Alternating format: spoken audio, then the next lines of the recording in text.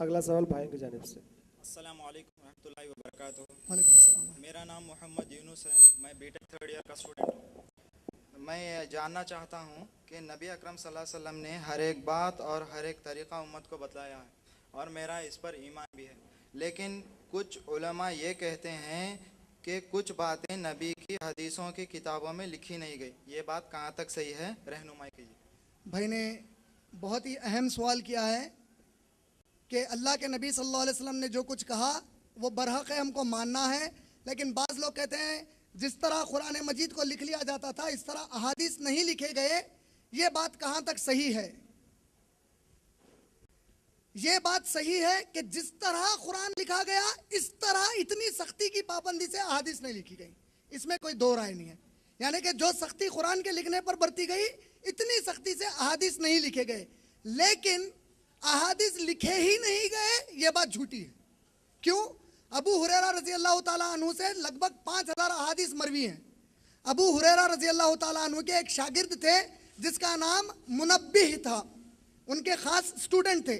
منبہ نے جو احادیث ابو ہریرہ سے سیکھ کر لکھے، ابو ہریرہ کون ہے؟ محمد صلی اللہ علیہ وسلم کے سٹوڈنٹ ہے۔ اصحاب صفا والے، اصحاب صفا کون لوگ ہیں؟ وہ صحابہ جو صبح نبی صلی اللہ علیہ وسلم گھر میں سے نکلنے کے وقت سے لے کر نبی صلی اللہ علیہ وسلم گھر میں واپس جانے تک ساتھ رہتے تھے۔ یہ کون ہے؟ اصحاب صفا۔ ان میں سے دو نام سب سے بڑے ہیں، عبداللہ بن عمر اور ابو ہریرہ رضی اللہ تعالیٰ عنہما، اور تیسرا نام عبداللہ بن مسعود کا ہے، لیکن سب سے زیادہ مسلمانوں کے پاس احادیث ابو ہریرہ کی آئی ہیں۔ ان کے ایک شاگرد تھے جس کا نام تھا منبہ۔ منبہ نے جو احادیث ابو ہریرہ سے سن کر اپنی ہینڈ رائٹنگ میں لکھے، وہ احادیث کی لکھی ہوئی کاپیاں جرمنی کے میوزیم میں ہے، بیروت کے میوزیم میں ہے اور ڈیمسکس کے میوزیم میں ہے، یعنی احادیث لکھی گئیں۔ پھر منبہ کے علاوہ بھی اور کئی تابعین تھے جو صحابہ سے بیٹھ کر احادیث لکھتے تھے، جس کے ہم نام بھی نہیں سنے۔ امام زہری، امام حزم، ابن جریج، ابن رشید، ابن بشیر، تواتر، منبہ خود، یہ پورے وہ تابعین ہیں جو احادیث کو لکھے اور جس کی لکھی ہوئی احادیث آج بھی محفوظ ہیں۔ تو یہ کہنا کہ احادیث نہیں لکھی گئی یہ جھوٹی بات ہے۔ ہاں، بعد میں کوفہ میں جب کربلا کا واقعہ پیش آیا اس کے بعد کئی لوگ نبی صلی اللہ علیہ وسلم کے نام پر ڈال کر کئی باتیں پھیلانے لگے۔ تو بعد میں علماء دین نے سائنس آف حدیث انٹروڈیوس کیا۔ سائنس آف حدیث کیا ہے؟ کوئی بھی آ کر کوئی بات، سورہ حجرات سورہ نمبر 39 کی آیت نمبر 6 میں اللہ نے کہا اگر کوئی فاسق تمہارے پاس کوئی خبر لائے اسے قبول نہ کرو جب تک کہ اس کی تحقیق نہ کر لو۔ اس آیت کی روشنی میں علماء دین نے کتابیں لکھی، مثلا ابو محمد رما الہرمزہ، یہ ایک عالم دین تھے، ابو محمد رما الہرمزہ، انہوں نے احادیث کی سائنس پر سب سے پہلی کتاب لکھی تابعین کے دور میں۔ اس کتاب کا نام کیا ہے؟ المحدث۔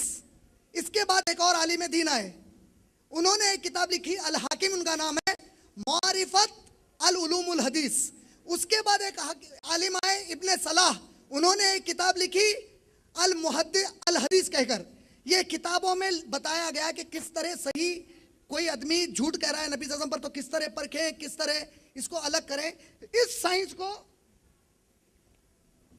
سب سے پاورفلی ڈیولپ کیا امام بخاری رحمۃ اللہ علیہ نے۔ یہ جو کتابیں لکھی اس سے انہوں نے 5 اصول ڈرائیو کیے۔ 5 اصول کیا ہے وہ؟ اتصال السند، عدل، ضبط، شاذ نہ ہو، علت نہ ہو۔ اتصال السند کا معنی کیا ہے؟